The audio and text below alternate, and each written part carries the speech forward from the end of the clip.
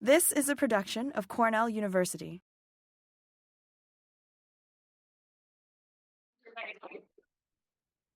So I've kind of called this talk Finding a Passion for Petunias. I think petunias are sometimes, they're one of those, they're ubiquitous, they're really popular in garden centers in the springtime. They're also a very easy plant for people to hate, right? They're sticky, they've got lots of different colors to them, but they're kind of, for a plant nerd, they're kind of basic, right, if you think about it, okay? And so we'll kind of get into that, but I wanted to kind of share, like, what are we going to talk about today is first some origin stories. No, it's not. Okay. Yep. My apologies. So now we are my Up. So Stephanie Whitehouse. Hi, everybody. We'll talk first about some origin stories, why I feel so passionately about lettuce, and then why I found a passion for petunias. We'll do some overview and talking about the horticulture industry as a whole from the ornamentals side of horticulture and what it looks like today. Who is Dummen Orange? What is the company? What are we doing? And then also kind of dive into some new technologies that are happening within the horticulture industry, and they're really super exciting. And then last but not least, I'll kind of share some ways that you can kind of choose your own adventure or grow your own adventure, as I like to say. And talking about that there are future career paths in horticulture or outside of just growing in a greenhouse or growing for a botanical garden. And I'm super excited to be here. Thank you, Bill. This is like a dream come true. I'm like, pinch myself, this is awesome. So, and I'm also one of those types of people that if you have questions or comments or want to heckle me in the middle of the seminar, just like go right at it. It's all good. It'll be a fun time. So, how did it all start? This is me in a nutshell. I am not from a plant family. I don't come from a grower family, a background in horticulture. I come from two parents who are artists. One who grew up in Manhattan, the other one who grew up living afternoons and weekends at the Cleveland Institute of Art. And from my dad's side of the family, from a farm in southern Vermont, southern New Hampshire, where they grow organically grown beef cattle. That is where I first found my passion for the earth and stewardship of just the land in general.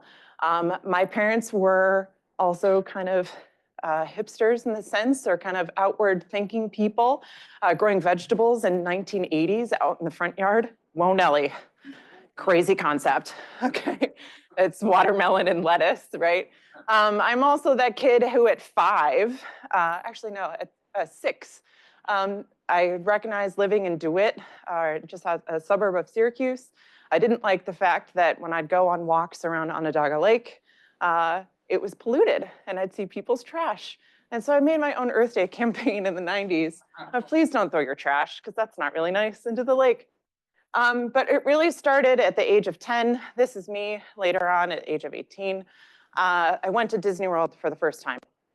And for those of you who have been there or may not have been there, Epcot is one of the parks in Florida, and they have a pavilion or a space that's called Living with the Land. And they have a ride there where you get into a boat and you learn about horticulture, and you learn about aquaculture and hydroponics. And in the late 90s, early 2000s, I turned to my mother and I said, this is what I want to do with the rest of my life.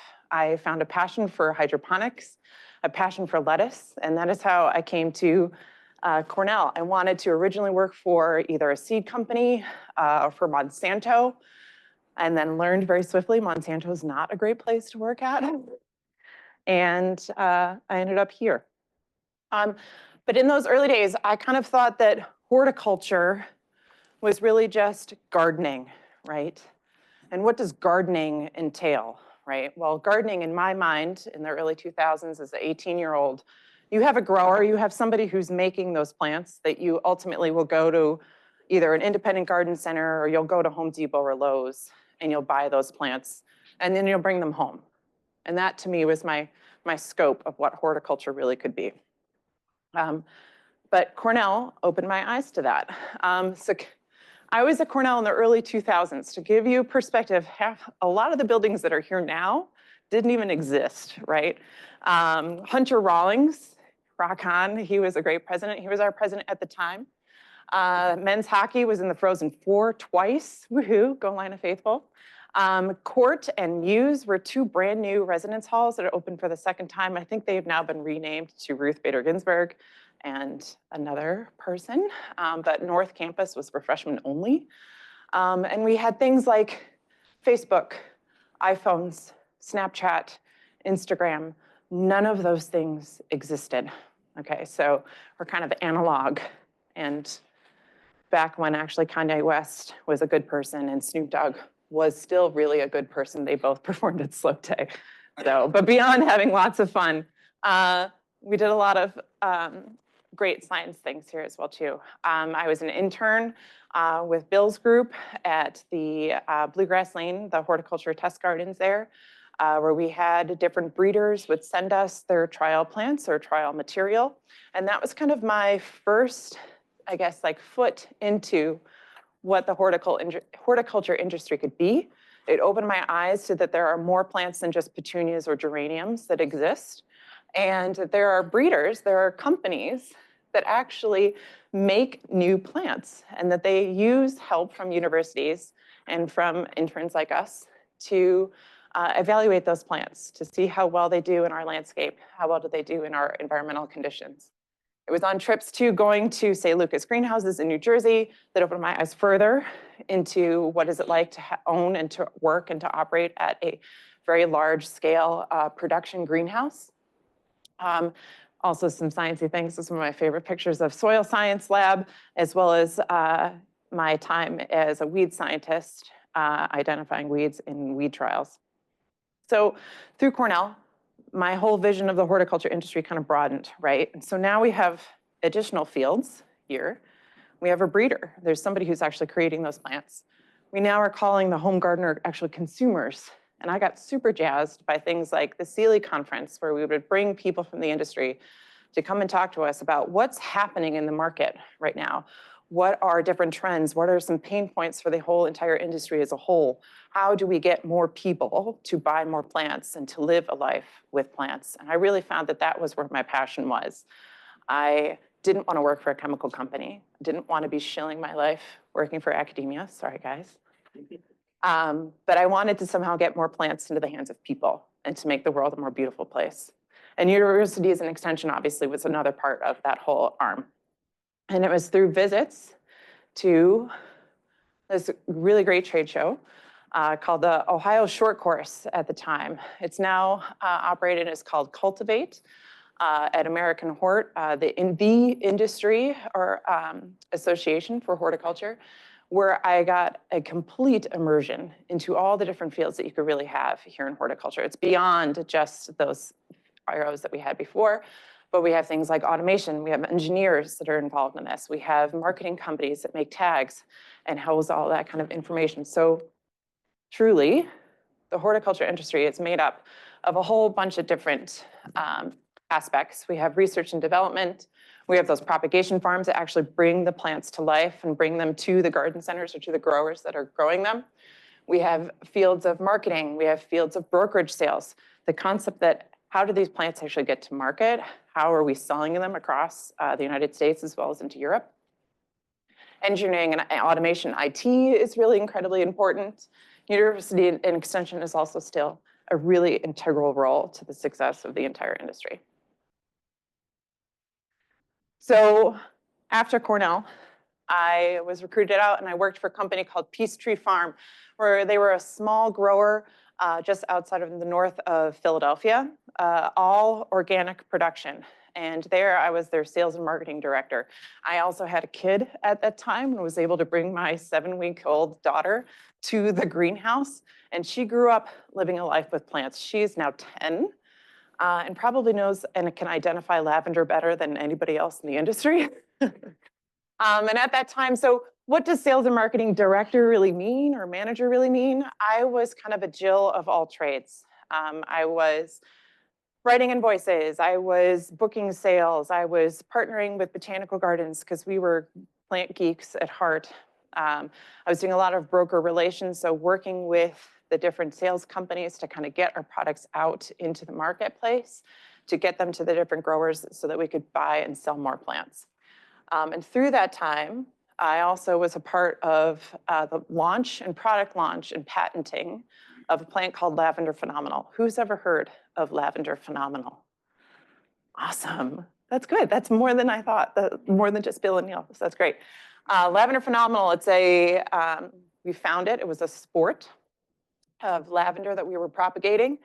And it is one of the top selling now cultivars of lavender on the market. It has surpassed Grosso, Munstead, and Hidcote. It is far superior in its garden performance. And it was really phenomenal from its uniform architecture from plant to plant to plant to plant. I used to say it was like little soldiers all in a row when you were planting it out at lavender farms. It was pretty great. It was a wild time. After that, I decided I needed to come back home to Central New York.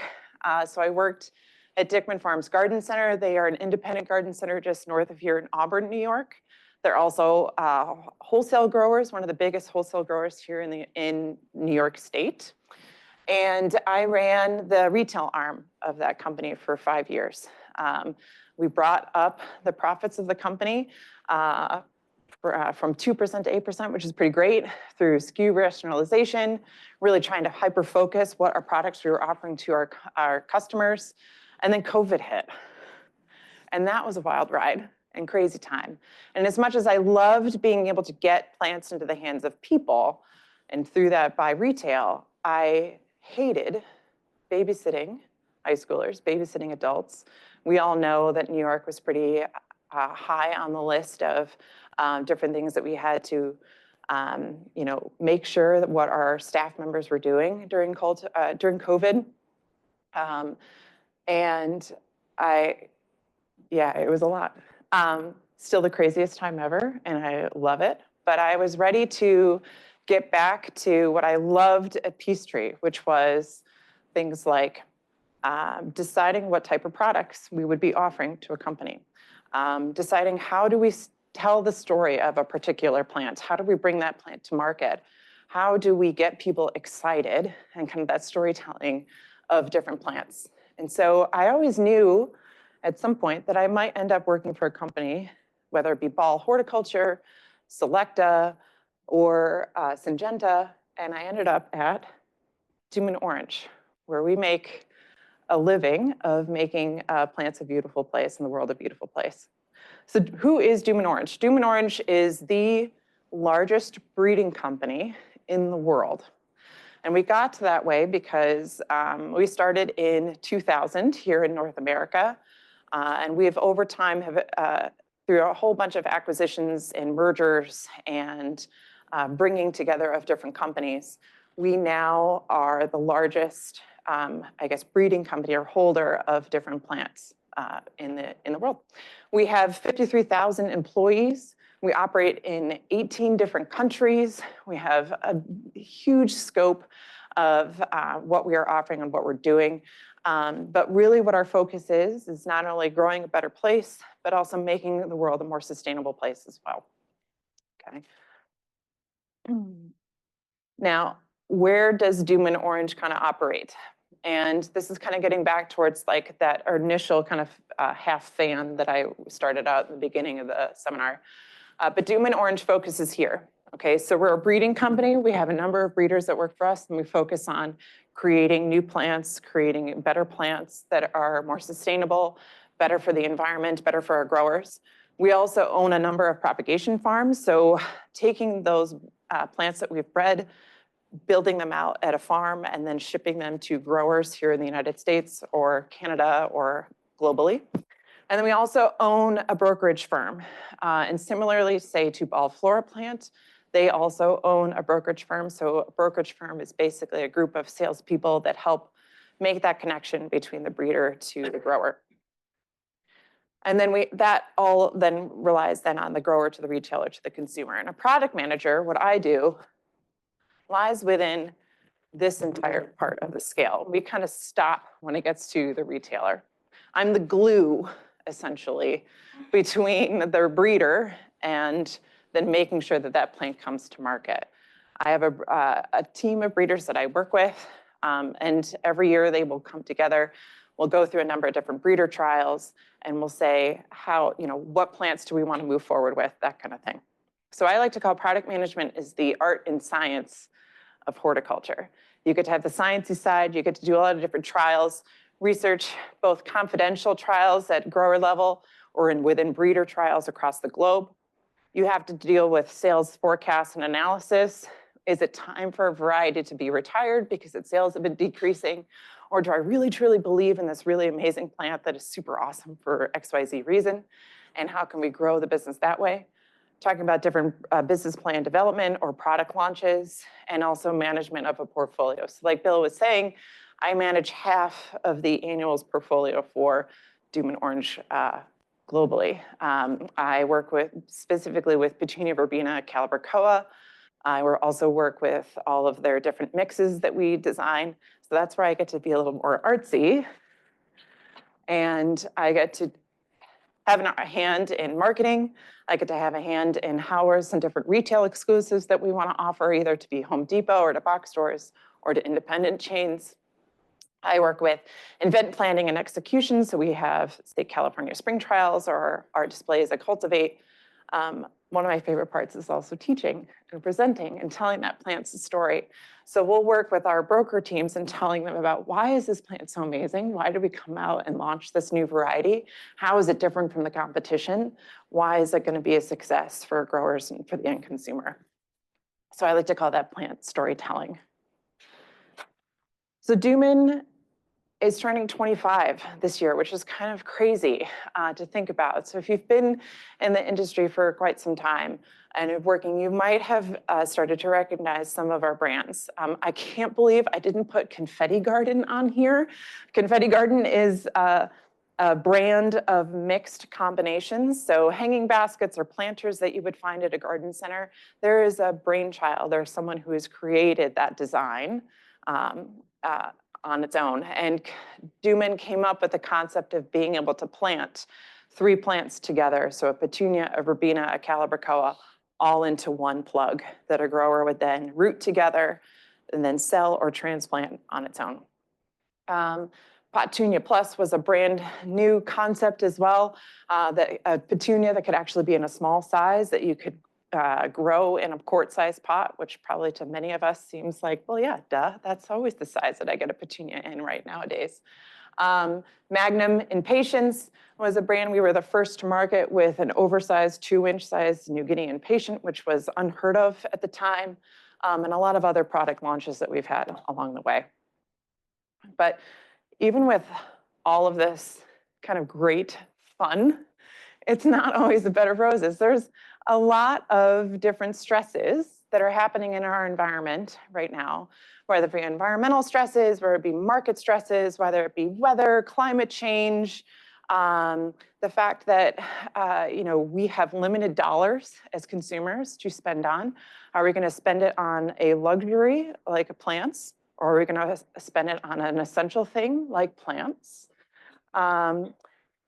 So I don't know, I'm going to pose a question out to the group. What are some different stresses that we think might be influencing the horticulture market right now? We talked about climate change. We talked about, indiscretionable or, limited income that we could play with. Other things, go ahead. Supply chain issues. Yeah, my biggest pain point in my side, supply chain issues. Not only is that a pain, say, for the plants themselves, we can sometimes have issues where we either had a snafu at our propagation farm, or there's weather that plays a role, or there are, hang-ups at the border. Even supply chain issues that we saw during COVID, we are now seeing a resurgence of that again now with the dock and port closures. So there are going to be issues with plastics availability and soil availability. That was a great one. Yeah, other pain points to think about. Maybe disease. Yeah, disease and insects, so bacteria, fungi, viroids especially. Those are some of the biggest problems that we think about, because we have to also the amount of inputs that we put to prevent either insects or diseases, whether it be an IPM focus or whether it be a chemical focus, it still is an input that goes into the final production of that plant. I wrote down a short list myself. Let me remember. Cost of labor, also a huge pain point, especially here in New York State. It continues to go up, which I think is great. It's really good to be able to help our employees, have a decent, cost of living, but it is a huge stress on the business owner. How can we still own and operate an independent garden center or own and operate a small mom and pop, say, grower, and still be able to feed and put food on the tables of the people who work for us? So that's what breeders are constantly looking at, is trying to solve those problems. What are those problems that we can identify as a breeding company? How can we sometimes fix those problems? So in other words, in order to stay relevant, right, in this ever-changing environment, there's pressures and influences coming from all different directions. You have to constantly innovate. And that is what Dummen Orange has always done. So we were the first to come to market with, Marvin, you talked about it this morning, with day length neutrality in strawberries. We were the first breeder to come with day length neutrality in petunias. So from strawberries and from fruit production, we take a lot of kind of insights from regular agriculture and apply that to horticulture, which is pretty great. We also were the first to come to market with a concept called Basewell. In the early 2010s in Holland and in Germany, there was a technology where in order to decrease the number of people at a greenhouse and to speed up production of young plants, they developed a machine that would pick up 8 pieces of an unrooted cutting at a time and go jink-a-jink, ka-jink-a-jink. It would pick up those cuttings with their hands, and then it would plant them automatically into a full row or a full tray of liners. They now have those machines where it'll pop up the unrooted cuttings, and it'll actually go, and the machine will find a piece and plant it on its own. So this was the Auto Sticks machine strip, or the magazine. We came up with the concept of putting that unrooted cutting into the clip, but also having it initiated with roots. So it takes off 2 weeks worth of time for the grower. So not only are they saving on labor, but now they're saving on production time in the greenhouse. We also came up in the heat of COVID, we came up with this concept called DuraBloom. And DuraBloom is a series of petunias that is heat and humidity tolerant and says, pshaw, to a hurricane or to a thunderstorm. It can have basically a hurricane come through, huge thunderstorm, and then the very next day, the petunias will be sticking right back up and be sunshiny faces and looking beautiful. So that was a brand new technology they came out with as well. So now, what we're focusing on, in the age of the genome and cool technologies that are coming along in the medical world, we are now starting to apply those technologies and predictive breeding to horticulture. And so in 2015, we started doing a lot of work where our R&D team wanted to focus on, let's map the genome of all of our different crops that we have. And let's start identifying different traits within those genomes that are going to help solve some of our industry's #1 problems. We then in 2017 started using artificial intelligence to help us with phenotyping. So while we as the product managers and we as the breeding team can kind of go out and see within a full greenhouse, this is a good plant because it has a strong root system, or this is a good plant because it has a lot of flowers on it. We were starting to use AI phenotyping in order to be able to initially cut out or cull through that first group of seedlings or trial varieties. We then started using predictive breeding in 2019, where we were looking actually at the genetic material of the first seedlings that our breeders would come up with as another point to be able to cull through or to faster decide what varieties we wanted to move forward with. And then in 2020, we opened up our BTC company, our Breeding Technology Center, in Germany. So we had brought all of our research and development people all under one roof. And then for the following year, we came up with a concept called Intrinsa. So what is Intrinsa?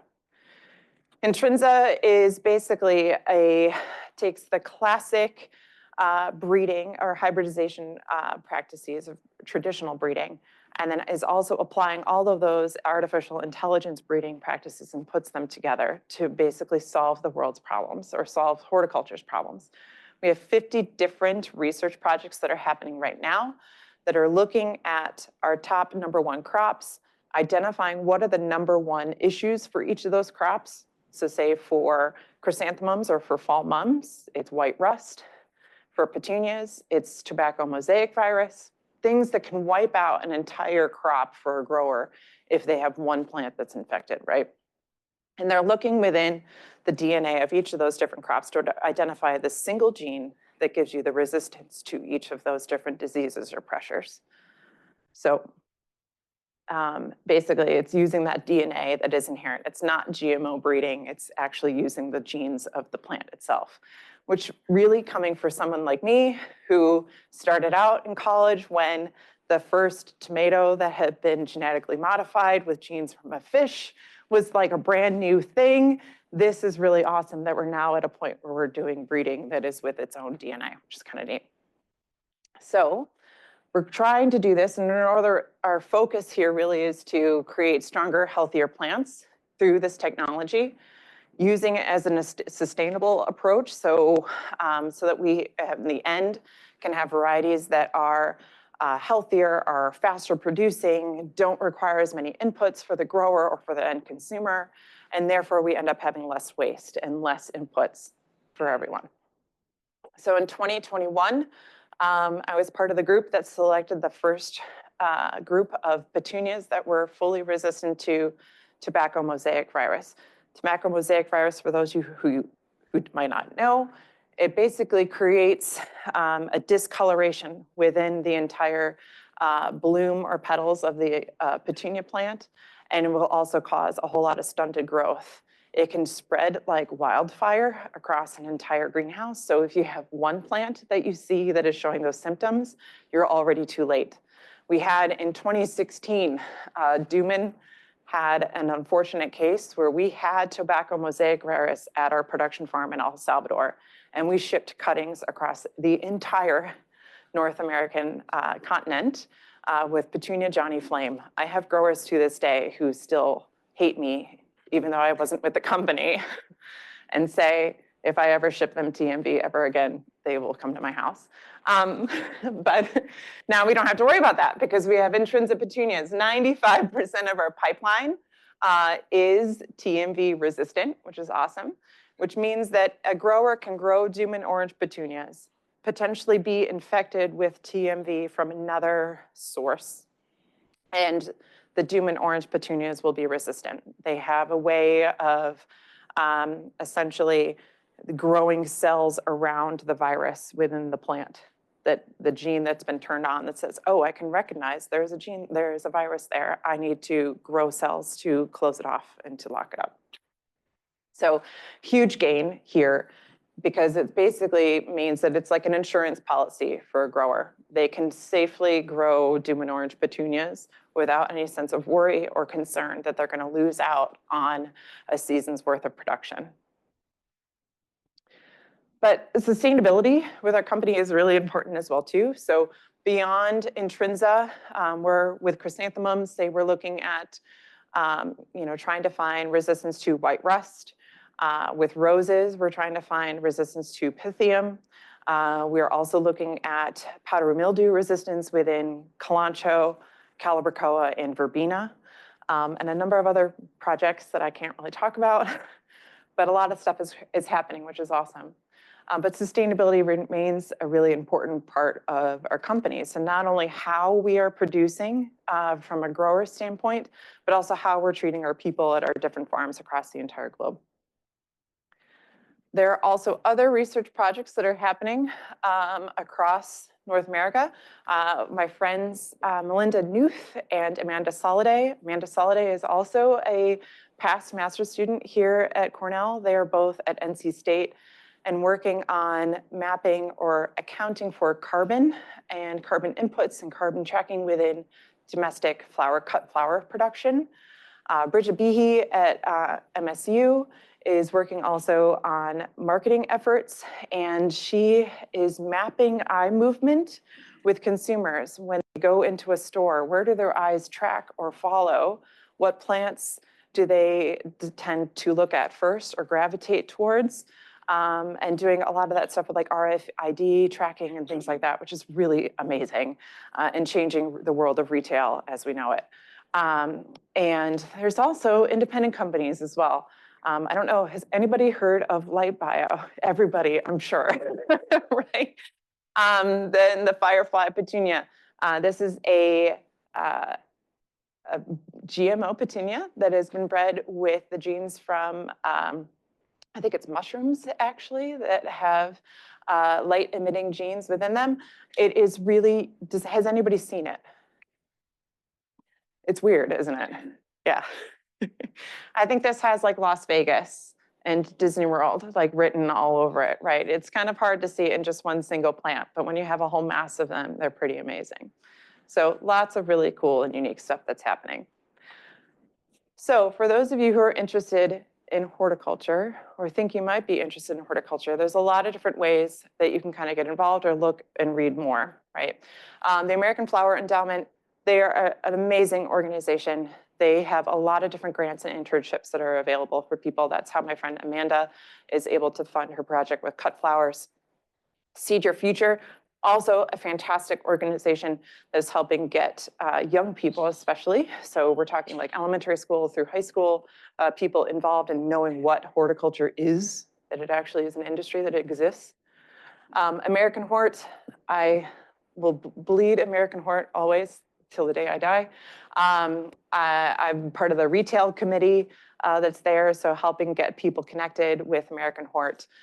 They are the leading association for our entire industry, and they put on Cultivate every year, as well as a number of different educational seminars that happen throughout the year by Zoom or in person. They also run the program called the Hort Scholars Program. It's a great internship or way to immerse yourself into the horticulture industry, meet a lot of different influential people within the industry, and really experience it firsthand. And then last but not least, I love the Horticulture Research Institute, or HRI. They're the people that are coming forth with a lot of different projects that are happening right now and partnering with universities. They came out with the research that focused on boxwood blight and trying to find more resistant varieties that way. So lots of great stuff. Last but not least, some words of wisdom. I wanted to share some fun facts or just some phrases. Plants are not t-shirts. I will say that. I can't tell you how many times I've said that in my lifetime. I think it's really important to remember. Consumers constantly think that plants are easily accessible, or that a garden center should always have the same variety available at no matter what time of year, like a strawberry being available year-round, right? Growers are the same way. And retailers are even the same way. There is a supply chain. We are living and working with living things, right? So things change. Be flexible, be open-minded, be willing to be nimble and to try new things, right? Enter and disperse is a phrase that Dr. Miller turned me on to. As an intern, we would go either to the Sealy conference and we would all huddle as like students, all as a whole group, and walk around as a pod, right? And he always advised us to enter a room and then disperse, break out, network with new people, meet somebody new. So whenever you go to a class or you go to a seminar like this, or if you're going to, say, an industry event, go and meet one new person, right?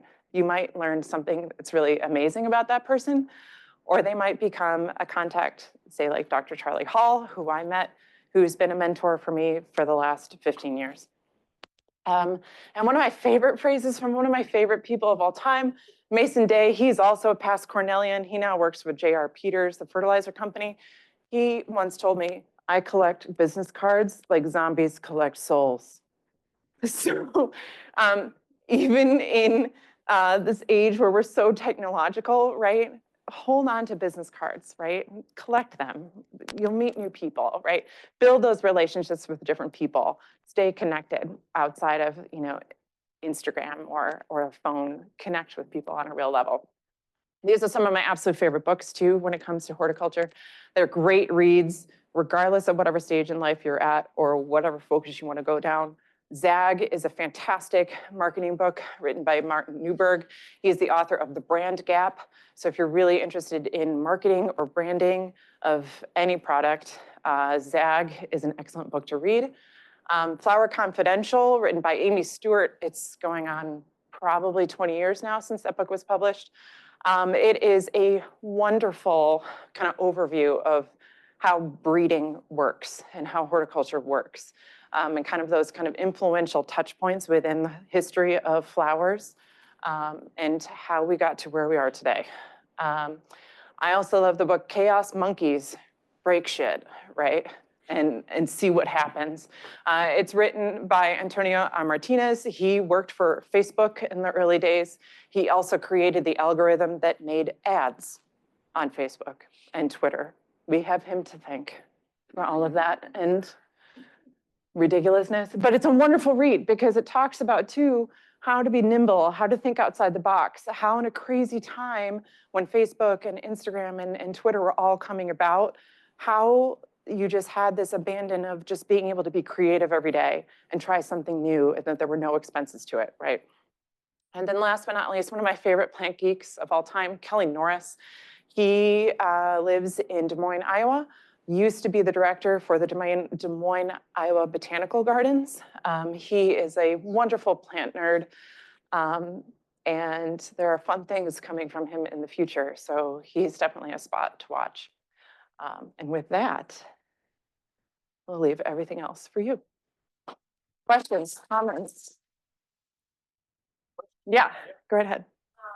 On some of the pain points that you were talking about. Yeah. Is regulatory one of them with all the innovation that you're coming up with?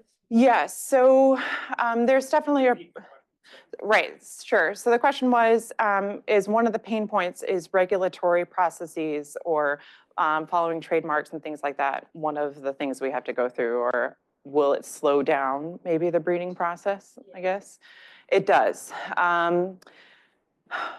We like to trademark a lot of our products, and depending upon the crop that you're working with, I'm fortunate that I work with some of our fastest crops. Petunias are one of those ones, Bill, I was telling Bill earlier today that you are expected to have an improvement or a new color or a new variety every, say, 2 years or so. That freshness index, or how frequently you create new plants, is extremely high.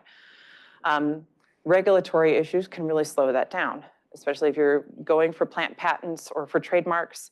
That is kind of a slow process. And a lot of times, if we see something in the trial stage that my counterpart and I that we love, we'll start that a little early to kind of get that ball rolling. There's also a lot of regulations when it comes to what plants we put at which production farms, and why. We have production farms in El Salvador, Guatemala, Kenya, Ethiopia, Spain, which was really funny because our farm in Spain is down the road from if any of you were in the talk with Marvin this morning, it's down the road from the strawberry farm, so I knew exactly where that was. As well as in Germany and in the Netherlands. We are having right now a hard time actually moving one of our crops into our farms in Guatemala. And the reason being is that the governments either don't want us to have that plant there. There can be, it happens a lot too if we're trying to move a crop here into the United States. We have a farm that's in California that we work with. You have to go through plant quarantines. The USDA can put a lot of regulations and say, no, we don't want this plant to come from XYZ country for both plant reasons as well as for political reasons. So yeah, it is a huge, huge pain point. Yeah. Go ahead. I'm curious how you found the transitions, like in your case, from lettuces to floriculture, so edible to non-edible, and how you kind of mentally rearranged your either the My vision. for that, or how it Yes, the question was, how did I get from lettuce and wanting to work for Monsanto, right, to wanting to go into horticulture? I almost had a slide on here. If any of you have watched The Good Place, they talk about a concept called Jeremy Bear Me. I feel like my life has been very Jeremy Bear Me, kind of going all over the place, right? In the early 2000s, I think really that when the first GMO plant came out on the market, that was such a huge deal. And I didn't want to be a part of that. I didn't, you can get philosophical and political about it, but I didn't feel like I wanted to play God in terms of like what genes should be in which plants and whatnot. I also realized in botany that I loved playing with plants, but I didn't want to be in a lab all day long. And so I didn't want to go down that road with lettuce anymore. I wanted to, in graduate school, I went into weed ecology because I still wanted, permaculture was a brand new concept at that time. And I still felt really passionate about helping growers and farmers grow in a very holistic way. Like my project was on organic gardening and how do we take the best of organic gardening, take the best of conventional gardening, put those two together and create like, you know, Captain Planet version of growing, right? But in, 2026, 2010, the weed, market or agriculture market was still very led by, it was male driven and it was chemical driven. And I didn't want to work for a chemical company. And I was tired of going to farms and growers saying, you're too pretty. Like, where's the guy, right? So it was Bill's classes actually. And being an intern just on a whim for a summer at the test gardens, that I was like, wow, this is really pretty. This is really a lot of fun. I can still get my hands dirty, play in the garden, right? The CLE conference opened my eyes to like, wow, marketing is a concept, and I'm really passionate about getting, plants into the hands of people and going that route. So it took me a while to realize that product management is like the ultimate Steph Whitehouse job of being super sciencey and analytical and choosing 100 plants out of 10,000 plants that you could get in a trial season and focusing on that whole group. That's what I wanted to end up doing. So I say in like company meetings that I bleed orange because I think I really do. But yeah, that's how I got there. So Jeremy Bear Me way, yeah. During COVID, there was an uptick in people interested in gardening and pick your own and one to farm. Yeah. Is that trend still staying high or is it starting to drop? And if so, how's the industry reacting to whatever trend? Yeah, so great. Yeah, it's a great question. So we did see, Marvin was asking like, how has the market changed since COVID? That we saw that uptick in consumers having an awareness about gardening and wanting to garden at home, both from a food producing as well as from, I can't tell you how many plants of privet I grew in backyard gardens and privacy screens that I designed for people because, oh my God, I'm home all the time. Oh gosh, I can see my neighbor on my window. Like, no. We, as a company, saw a huge uptick and it was bonkers. Not only from a retail standpoint, but also any breeding company, it was like printing money, right? But this was the first spring, so 2024 was really the first year we started seeing growers have a course correction or righting of the market, as we like to say. We've started to see some decreases in some key numbers. So geraniums have started to fall. Sales of Petunia, Verbena, Calibrachoa, because those are also linked together. You go down on one crop, you're going to go down in the other two. Those are starting to go down. And we've also heard from major retailers that they themselves have had a course correction. Home Depot, I can share this, had a really crappy third and second quarter. And so all of their growers who sat on all the material that is generally pay by scan, if they're not shipping that material to the stores, they are going to start rewriting what their numbers are for the upcoming season and year. It is incredibly amazing to know how intricately interconnected each of those different branches of the industry actually is. Like if you have, and the consumer is the one who's constantly driving the bus. Like we can talk about how great this sparkle petunia is until I'm blue in the face. But if my mom isn't going to the garden center and buying that plant, it doesn't matter. It'll sit at the farm or at the retailer or wherever. So we're predicting that our numbers are going to be back to that 2018 type market size. There's still things like the fact that we have Intrinsa as a major technology still puts us at the forefront in the marketplace. So yeah, we're still okay. Yeah. Yeah, go ahead. Market is shifting with houseplants and people wanting more ornamentals and people maybe being renters rather than having land to plant bedding crops on. Yeah, so the question was about what is the market for houseplants versus say ornamentals. I will say the houseplant market had a huge resurgence actually before 2020. So in that 2015 to 2020 market, that was like the heyday for houseplants. And even within COVID, it was still really popular. But that houseplant market has completely tanked. That is like, if you're a retailer right now, you cannot sell a houseplant to like save your life. And I think the reason being is because the plants that are actually commercialable or easy to produce on a grower level, everybody has them now. Everybody has collected all of those individual houseplants. And so the ones that are still, the growers that are still doing really well are those mom and pop niche growers who are selling, you know, Marble Queen on Etsy. I think that there's still a real big push and popular movement towards pollinator plants and towards natives. That is actually one of the things is a pressure for us as a breeding company that we constantly battle with of, do we want to promote native plants or do we want to promote our own breeding?